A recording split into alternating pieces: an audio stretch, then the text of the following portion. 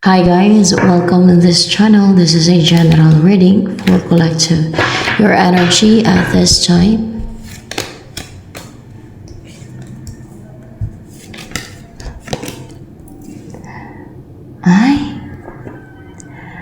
Maging close kayo nitong person na merong soul connection sa inyo. Burning twin flame or soulmate. And ang indication nito, makaka-receive ka ng message sa kanya, or offer, or cup of love, or message, or pwede din balita, or message, or else ay mag-travel siya papunta sa'yo. Or else ikaw itong mag-message sa kanya, pwede din na ikaw itong may offer sa kanya o maglakas loob na sino ba ito mag-offer? Sino ba ito mag-message yung naridingan? Let's see. Hindi. Yung person mo. Yung person ang naridingan. Yun na ang mag-message sa'yo. Or else ay tatawagan ka niya. Or else ay may ma-receive kang balita or message from that person. Or pari kong balita tungkol sa person na yun. Or else message talaga or call from that person. So, kasi hindi na siya tenga. Hindi na siya nagja-juggling. Hindi na siya natitenga. Kilos na siya, makapag-message na siya. Ito yung patingga sa kanya, inatake yung isip niya, guys. Nag-overthink siya, nag-experience anxiety, ina-attack yung isipan niya, ino-oppress to. Ina-attack, ino-oppress, ino-control. Pero naka-recover na kasi siya from attacks or anxiety, kasi naka-experience anxiety, nag-overthink. Kasi may mga nang-atake. Nakita niyo may sword dito. May mga nang-atake. Pag mga gantong energy, nahirapan ito makatulog. Pag mga ganito, pag upright. Pero naka-recover ito. So, ibig sabihin makakatulog yan siya ng mahimbing ngayong gabi. Kasi naka-recover na Isipin niyo kung anong perwisyo yung ginagawa ng mga nang-atake ng isip ng iba. Kahit yung pagtulog na lang ay hindi, kumbaga, istorbo pa kumbaga, hindi ka makatulog, no? Isipin niyo, talaga maapektuhan yung health ng tao na ina-atake yung isipan Kasi pag hindi ka makatulog,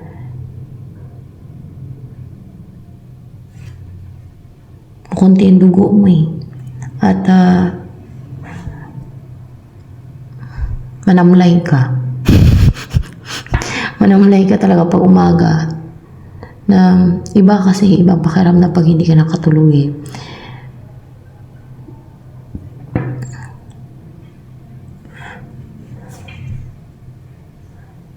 Mukha mo plan tuyot na. Pag hindi ka nakatulog pag gabi. So, Two of Cups. Magre-reconcile to sa'yo. There's reconciliation here na mangyayari. Balance, union. Yan. Yung body mo energy. Kasi hindi natenga si person mo daw.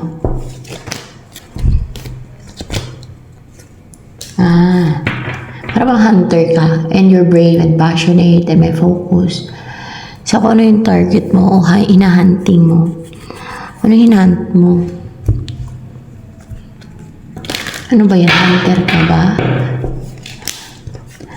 Hunter ka nga yan, hinan.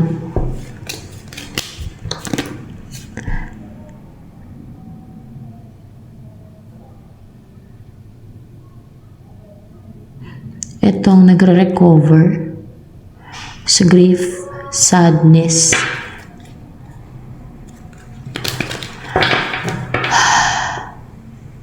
Hunter ka.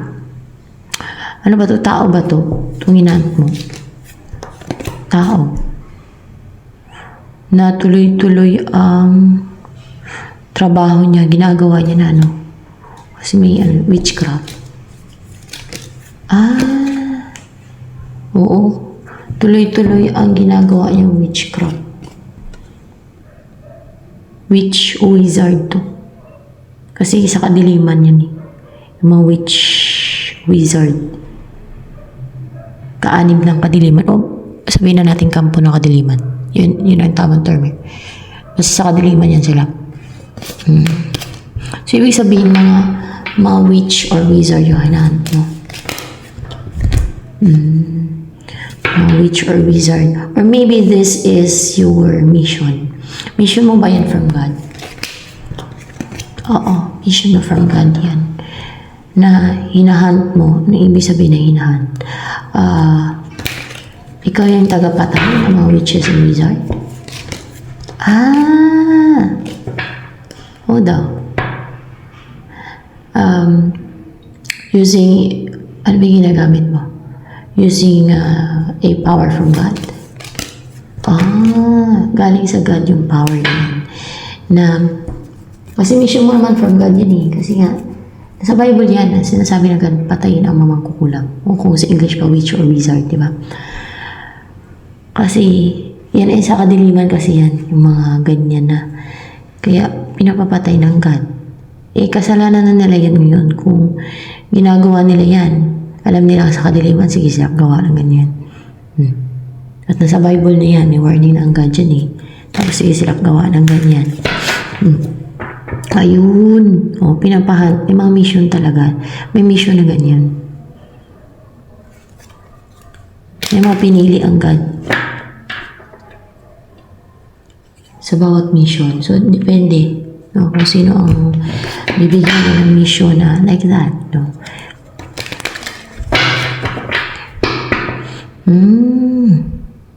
Pero nag-recover sa grief. Bakit nag-grief? Namatayan? Namatayan. Namatayan ang pamilya. Na ano, witch din.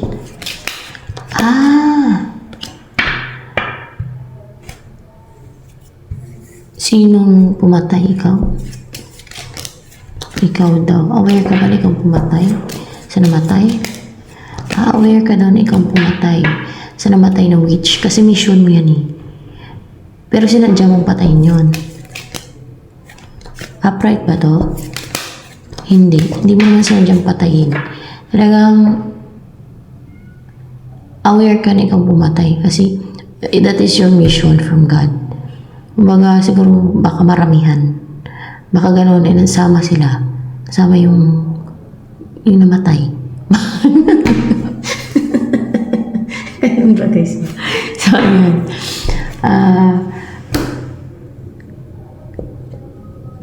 Hindi ka nila masisi yan. Mission mo naman from God din eh. Hindi naman galing kay Satanas yan. Kasi nasa Bible din talaga yan. Pinapapatay ng God yung mga witch and wizard. English is witch and wizard. Pero kung sa Tagalog, magkukulam. No? Gumagawa ng witchcraft. So, ibig sabihin, papatayin din ito. Itong nag-recover dyan. Yung nag-recover na wizard. Witch o wizard. From grief kasi namatayan ng pamilya niya. Na witch din. Papatayin din yan siya. Kaya pala. Papatayin din daw yan siya. Gusto niyo malaman kung bakit pinapapatay. Basahin niyo ang Bible. Kung bakit pinapapatay ng God.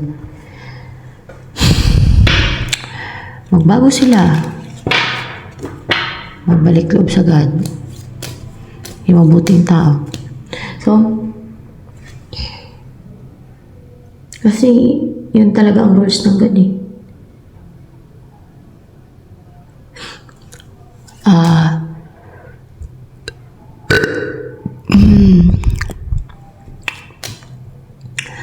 What's the purpose of God? Sa'yo.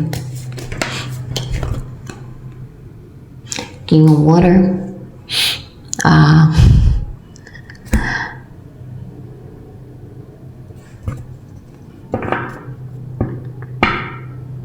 Yung maging empathetic ka. Kind-hearted. Kung nakita yung pink yung heart dito. Yung puso ng King of Water. Yan. Na empathetic ka. Like sa mga victim, sa mga kawawa, ganun. Kasi, kaya nga pinapapatay ng God. Yun. Kasi, kawawa na yung mga biktima ng mga witchcraft. Kadalasan pa niya mga inosente. Ginagawa na ng deceit. Basta ganun, guys. So, ano pa? Maliban dyan sa nang-hunting ka ng mga witches or wizard, na tagapatay ka ng witches and wizard, ano pa mission mo in life? Masculine and feminine. Ang mabuo na kayo ng person mo na yan. Kasi, yun na nga. Masculine and feminine. Ang mabuo na kayong dalawa. Ang matapang kayo ng ma-unite. Talagang, alam niyo, hindi ka mapigilan. Na hindi kayo matakot.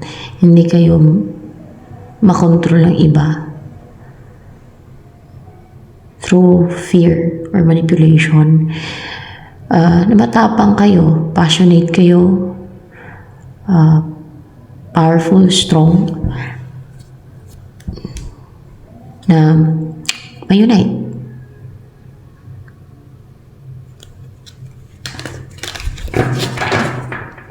So, yan. Sa ganun ay positive na yung mga mangyayari sa buhay mo. Yung umpisan mo na buhay or journey or phase ng buhay mo. Yan na siguro yung ma-unite kayong dalawa nitong taong to. So, bagong buhay, no? Bagong pag-asa, bagong simula.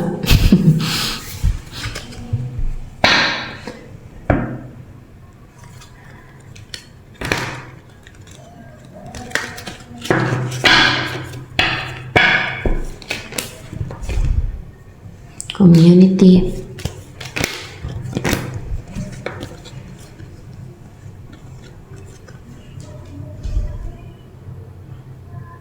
What's with the community here? Itong community na to dito. Goddess of the Moon. Ano pa? Woman holding a heart. Makikita ka ng community mo na you're like a goddess, no? Kasi may goddess of the moon dito. Na you will possible emotionally fulfilled kasi may hawak na heart itong woman dito, no? There's one holding a heart na para kang mala goddess, no? Na you're holding a heart na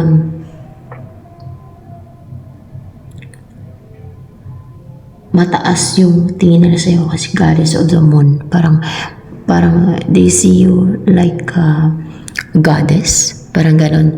Or a powerful kasi goddess, no? And pero parang feminine kasi moon, sa moon na energy. You will be lucky, yes, and emotionally fulfilled.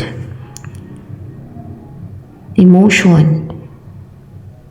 will be emotionally fulfilled kasi ikaw yung makatanggap ng offer na yan. Of course, from your person, ng puso, no? Which is love from that person na magkaroon ng union sa inyong dalawa. Itong person na mag-reconcile sa'yo. So, makita ng community yan na kung gaano ka kaswerte. At may mensahe sa'yo si Archangel Gabriel. Magbubukas na din to. And ready ka na, or else bubukas na talaga tong the garden and the gate. Makapasok ka na dyan. May mensahe si Archangel Gabriel na yun.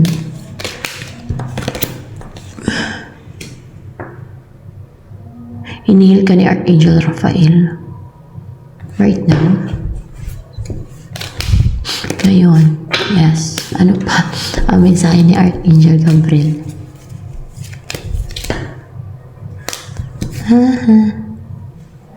Ano yung Two of Pentacles? So, yung pagja-juggling, kung nag-juggling ka, or else si person mo, or both of you, sino ito na-juggling? Ikaw. Let's see. Ikaw, kung nag-juggling ka, hindi ka na magja-juggling. Yung unable to decide, hindi ka makapag-decide, narapan ka mag-desisyon. Parang nalito ka din yan eh. Yung ganun. Parang hindi ka makagawa ng desisyon. Ano ba talaga? Parang na-confuse ka din ba? Parang gano'n na nag-juggling. Ito ba o ito? Mag-take pa ako ng action o hindi? Wag na lang. Parang pag-ganon ka. Napapahol back ka. Kasi nahirapan mo desisyon. Kasi wala kang nagawang action. So, yan ang mag-end na daw, no, sa buhay mo. Yung nagja-juggling ka. Parang natingga ka din yan. And ito, yung nahirapan ka, yan din ang mag-end sa buhay mo. Yung, or else kung feeling na left out in the cold ka or in abandoned or naka-experience ng financial crisis, difficulties or financial constraint, or else yung nag-ghosting ka or feeling na abandon o inabandon na, yung mga ganun, mag-end na din yan. Kasi, ayan nga at may union with the person na counterpart mo, masculine and feminine eh. So, you're meant to be together. It's your counterpart. That's the one for you. Ito magkakaroon ng union sa inyo. Ito mangyayari sa inyo. Isasama ka nito, lalayo kayo. Di ba, ma-unite kayo, tapos dadalhin ka niya sa malayo. Or else, ikaw magdadala sa kanya sa malayo. Pwede din ganun. It depends. Kasi, ayan nga, the wheel of fortune, umpisa na swertihin ka sa buhay. Na maging lucky ka in life or mamuhay ka ng fortunate. Na nasa taas ka naman ng wheel of fortune. Na swerte ka sa buhay. Mamuhay ka ng kung ano yung nakalaan for you, or pwedeng kung ano yung nakadestin sa'yo, or talaga kung ano yung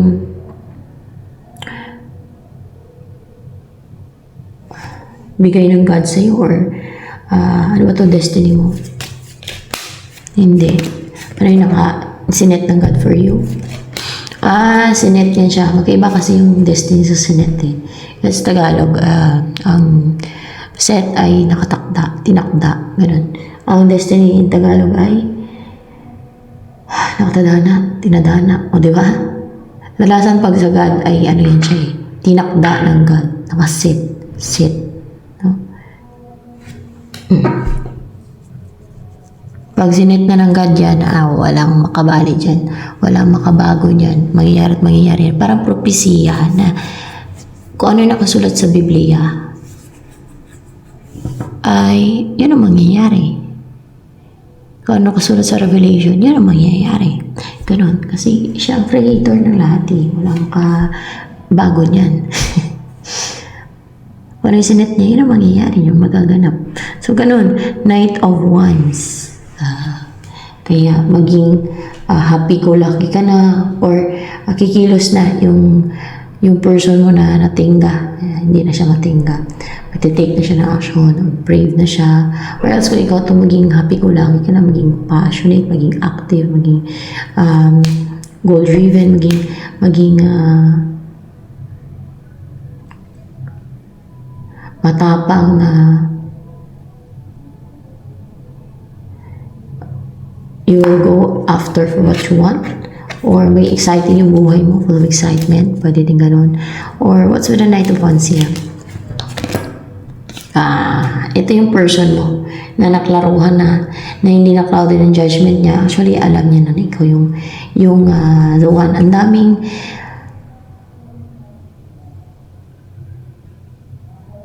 parang pinipilian to eh. Ang daming pinipilian tong person na ito na tingin niya dati yun yung counterpart niya. Pero ngayon, dahil clouded pa dati yung judgment niya, yung isipan niya, no? Maaring nalito pa to dati, nalito, dinistract. Pero ngayon ay klaro na sa kanya na you are the one, or ikaw yung tunay niyang counterpart, na ikaw yung person na nakalaan para sa kanya, na magkaroon ng union sa inyo dalawa. So yan. O sinet ng God na magsama kayo. Yan. Kasi may mga nakipag-compete pala. Nakipag-compete ka ba yun? Para dyan? Hindi ka nakipag-compete.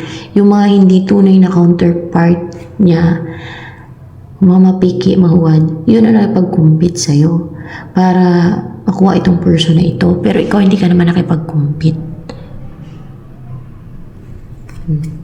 Anong nais sabihin sa'yo nitong person na parang mga witches and wizard pa, may ginagawa silang mga witchcraft. Tama ba? Kasi nakipag-compete. Oo, may ginagawa silang witchcraft para mapag-asawa nila tong person mo, para linlangin, para paniwalaan sa person mo na sila yung the one, or para sila magtagumpay, para makuha nila si person mo, para manipulate nilang isipan ng person mo, distract, confusin, lituhin si person mo, para kalain ni person mo sila na yun, yung counterpart person mo. Ganun ang ginawa nila. So they're dealing with evil forces or demons, no? Para lang lituhin si person mo, distract, magkunwari na sila ang counterpart ng person mo, o the one. Grabe, na? Of course, masasama ito, mga witches or wizard. Gumagawa ng witchcraft. Greediness ang umiiral sa mga yan. Halata naman eh. Lumabas tuloy na magician. Mga witches or wizard sila. Kung babae kasi witches, kung lalaki ay wizard. Yan.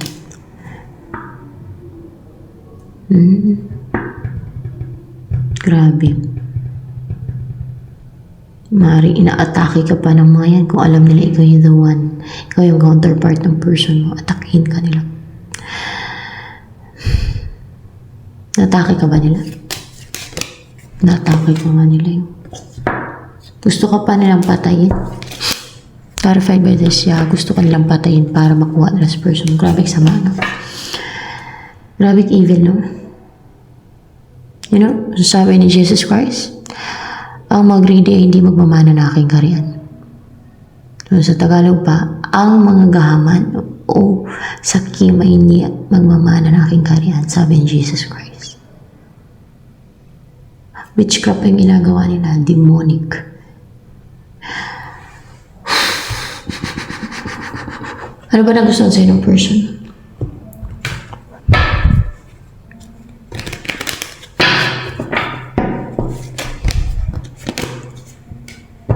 Strong ka. Lakas. Powerful. Yeah, powerful din. Sa kabila ng mga madaming attacks siguro sa'yo. Kasi may mga napag-compete sa'yo eh. Gumagawa ng deceit, scheme, witchcraft. Gusto nila angkinin yung hindi para sa kanila. Hindi naman nakaset sa kanila. Itong mga witches and wizards, itong mga kampo ng kadiliman. Greedy. Gusto nila angkinin yung para sa'yo. Ikaw ang sinet ng God sa person mo. Hindi itong mga witches and wizards. Ang umiira lang sa mga greediness. Kasi kung ikaw talaga ang nakaset, diba? Hindi mo kailangan gumawa ng witchcraft. Hindi yan gawain ng mga nasa side ng light o nasa side ng God. Yung witchcraft. Okay? Kasi kung sa side ka ng God, hindi ka gagawa ng ganyan eh. O pag alam mo na may impyernong gumagawa ng ganyan, kahit gumagawa ka niyan dati, tinigil mo na. Kasi kung alam mo na yan ay kapahamak ng kaluluwa mo, di ba? At yan ay malaking kasalanan sa God. So,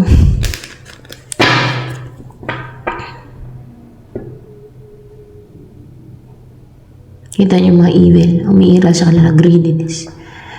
Very injustice. Tingnan niyo, para lang makuha nila yung para sa iyo, atakihin ka nila ng witchcraft. Ganon din itong person mo, inatake nila. Grabe. Ano pa nagustuhan sa'yo ng person mo? Ito kaya, gamitin ko. Isa lang. Ito yung nagustuhan niya sa'yo kasi dumadanas ka ng financial constraint. Isa pa.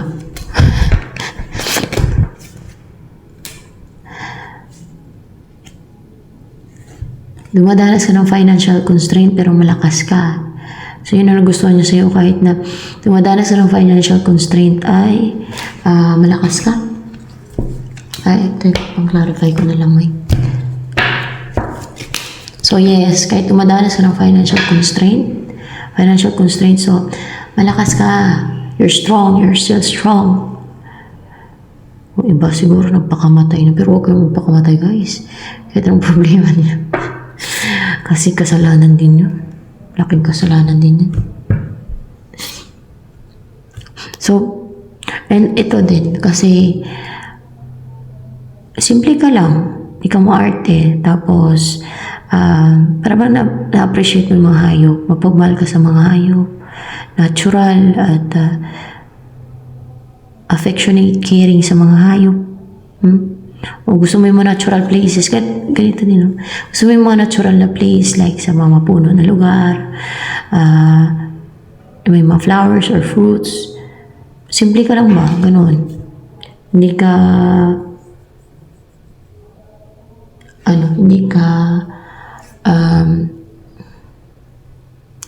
yung klase ng tao na ang gusto ay luxurious na buhay. Ganun. Hindi.